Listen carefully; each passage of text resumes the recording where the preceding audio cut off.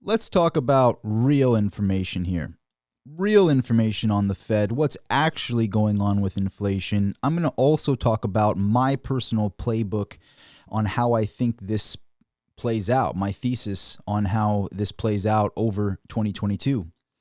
So the Fed is now admitting that we're at 7%. So we've hit the lucky number 7. And now instead of using words like transitory, we've gotten so accustomed to that transitory word, it just really rolled off the tongue nice for Jay Powell, Now he's talking about expansion.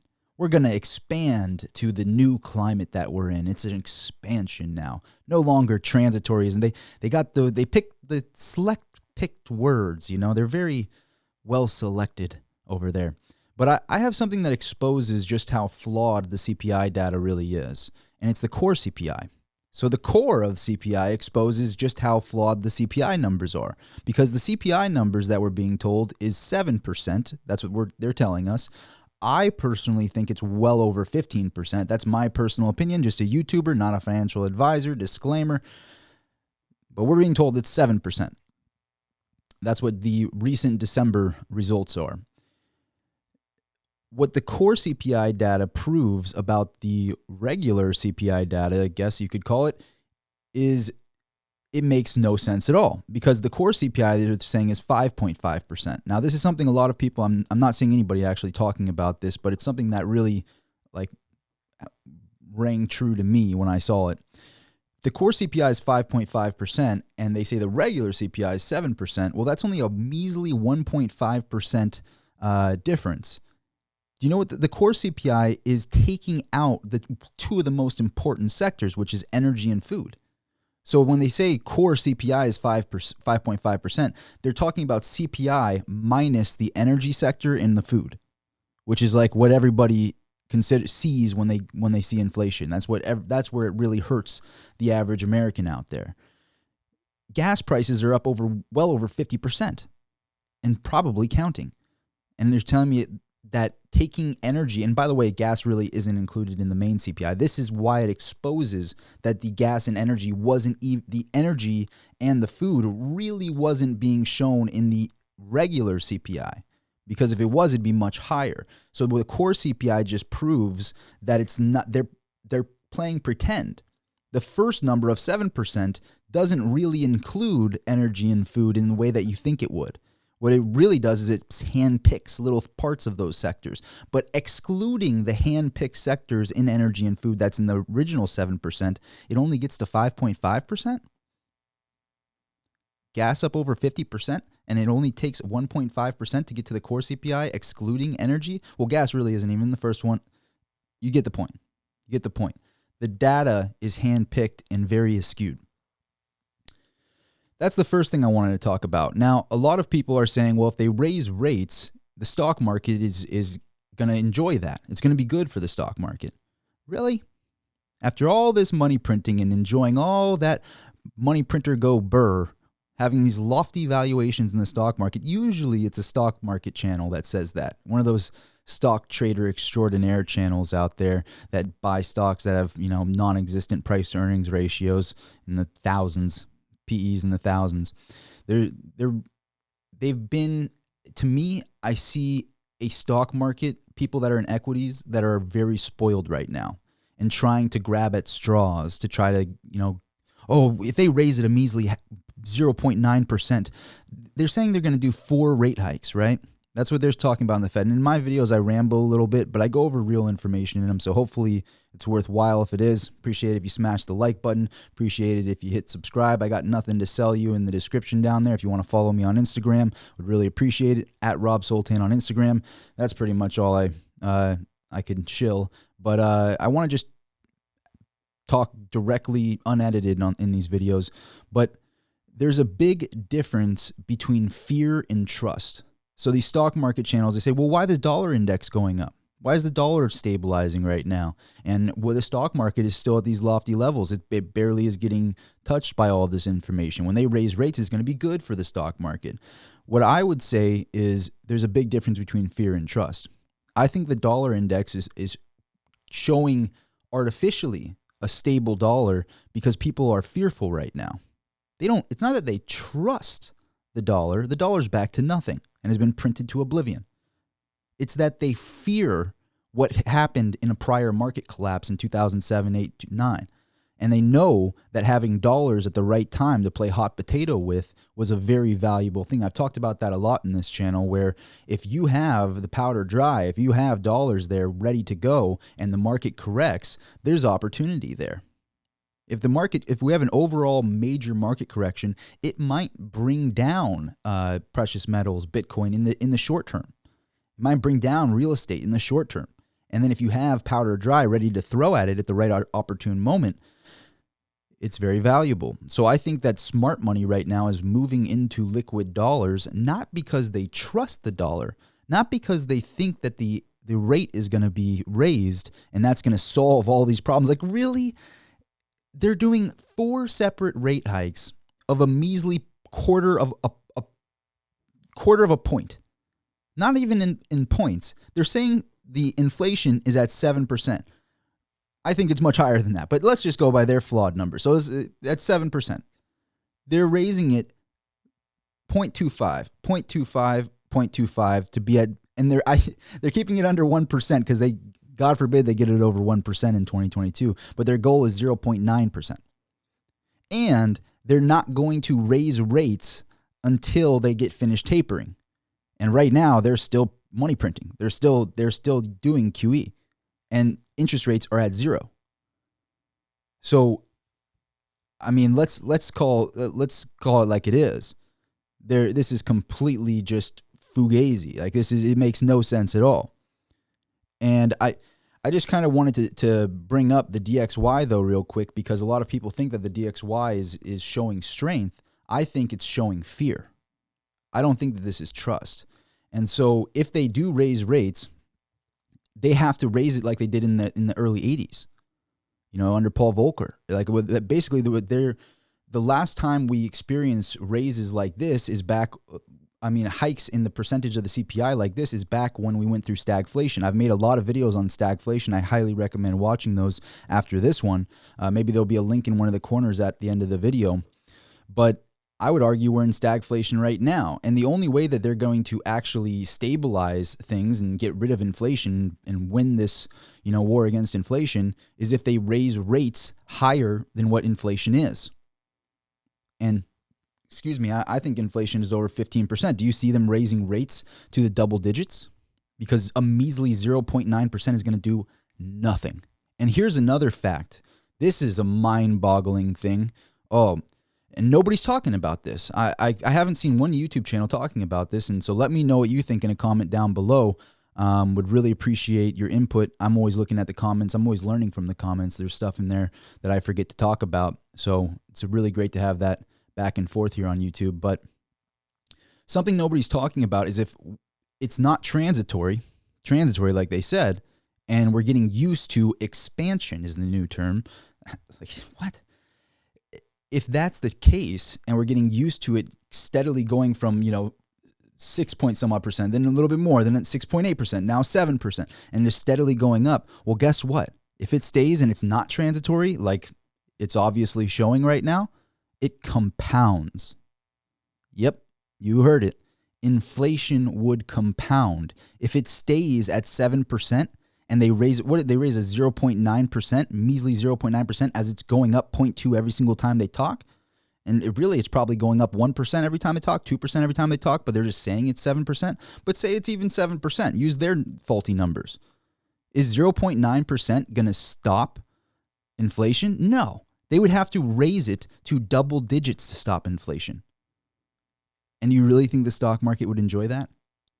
Do you really think the stock market would enjoy them raising it to rates like they did in stagflation of the early 80s? No, they would not.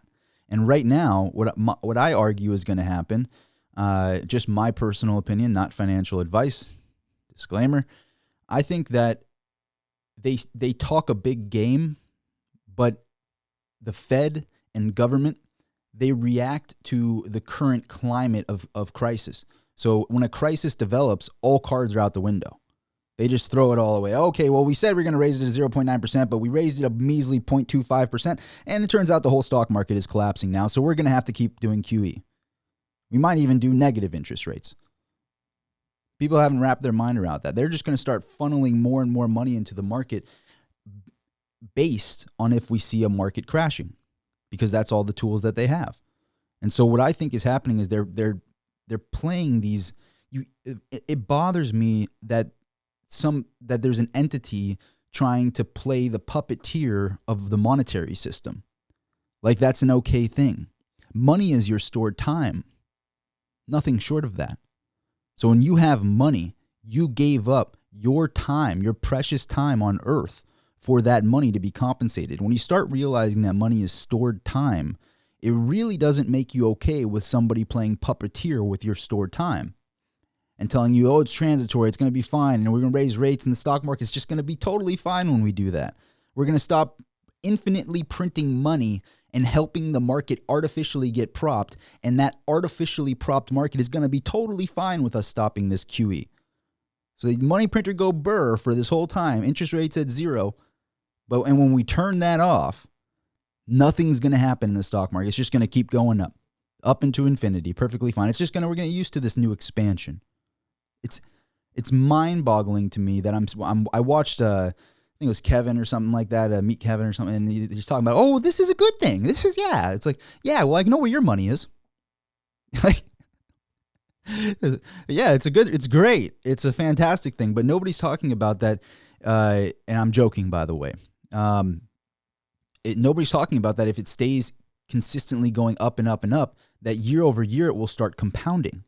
And compounding interest is one of those wonders that it doesn't feel good when it's working against you. It feels great when it's working for you, but compound interest feels terrible when we're talking about inflation compounding. Like, oh my gosh, and nobody's talking about. Anyway, let me know what you think of this video in a comment down below. But before I end the video, I want to kind of briefly go over my playbook and how I'm looking at this. Again, the dollar stabilizing or looking like it's going up to me is fear. It's not trust, it's fear. And there's a big difference between that. It's not real. It's just people waiting to throw that money at something. And when there's opportunity to throw that money at something, I don't think they're going to want to throw it in the stock market. I think they're going to want to throw it in precious metals, in Bitcoin, and in real assets. That's where I think the money will be flooded into. But in the temporary, I think that I don't think it would be fair to think that a market collapse based on the Fed tinkering with the market and the whole broad equities market collapses, that it wouldn't take down precious metals in the near term. It very much so could. It very much so could take down Bitcoin in the near term because it has been kind of trailing along with equities. Now, if we see a detachment, which could very well happen, then things get interesting. And I'm waiting to see that detachment happen. If we have a situation where Bitcoin skyrockets to 100K, silver goes up to 60, 75, but the stock market stays flat or goes down, that's a detachment that I'm looking for. Like, I'm not too into technical analysis, but that's something I'm watching for. If the dollar index crashes and all of a sudden we see a detachment and precious metals start skyrocketing while the stock market stays flat, that's going to be a telltale sign that, hey, the bottom's really in here. But it always makes sense to me to have some of that fiat money as hot potato money, just ready to take advantage of an opportunity. Like if there's a big pullback in Bitcoin, having extra money on the side is very beneficial for people that are trying to get into that asset. Silver's on a big pullback. So if you watch silver go up to 30 and now it's pulled back down to 23, it's an opportune moment. So having powder dry rather than being all in on silver at 30, then you have a problem that you don't have. You can't enjoy that upside. So I've said in my videos, I highly agree that it's a good stance to. I can't say like recommendation or something. Like I'm not a financial advisor. Nothing I say is supposed to be taken as financial advice. I'm just a YouTuber. So disclaimer, but I think it's very beneficial to have, a 20, 30% cash position ready for opportunities when opportunities arise. I think that we're not being told nearly the whole truth. And the core CPI proves that how flawed the CPI data is. It's fear, not trust in the dollar index. And raising the rates, they're going to have to raise it to double digits to make real impact. Not a measly 0.9%, but they what bothers me is it's like, remember when you go to the 99-cent store and everything's 99 cents? You notice how they don't put it at $1. They try to play mind games with you, and they keep it at 99 cents. Zero. You see that zero in the front, go, oh, it must be cheap. That's what they do with us, but our own Fed, our own central bank, like they're the ones playing games with us because they're going, oh, well, we're going to raise it 4 separate times, a measly 0.25% every time to get to a measly 0.9% by the end of the year. If we're done tapering, there's that huge clause. They make so many trap doors, and the biggest one is that they said they're not going to raise rates at all until they're done tapering, which means they have to stop the money printer to a halt, which would probably make the market collapse. And when that does that, they're going to not raise rates, and they're going to probably do negative rates. But they're saying that once they stop the QE, that's when they're going to raise rates. They're not going to start raising rates until they're done with the QE, which is like laughable. There's so many things. It's like there's so many mines in front of them to step on. And it's like, wait, you really think it's just going to be smooth, Powell?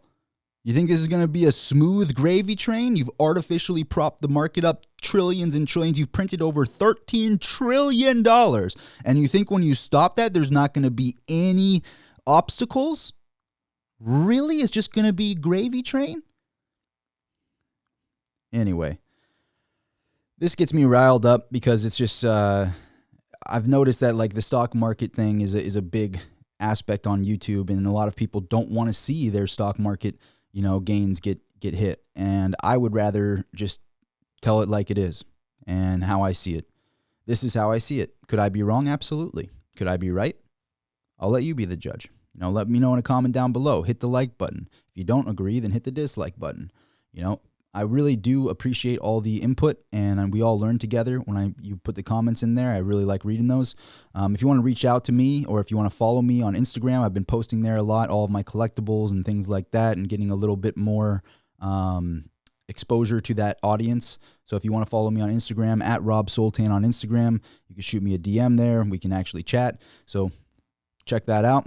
Thank you so much for subscribing to the channel. If you want to be a subscriber, I'd really appreciate that. We're almost at 25,000 subscribers on the channel, and I'm really looking forward to getting past that mark. So if you want to help me with that, would really, really appreciate it. I'll put a link to the video on Stagflation that I did. I think I've done 2 or 3 videos on Stagflation, which I highly recommend. So let me know what you think of those. I'll put it in this corner here. If you want to click that video, also there'll be a little subscribe button on this corner over here, or this corner. I think it's this corner. Someone told me my watch side is where the subscribe button is, so that's where the subscribe is. Thank you to who said that comment before in the past. Anyway, thank you so much for watching. I will see you at the next video. Signing out.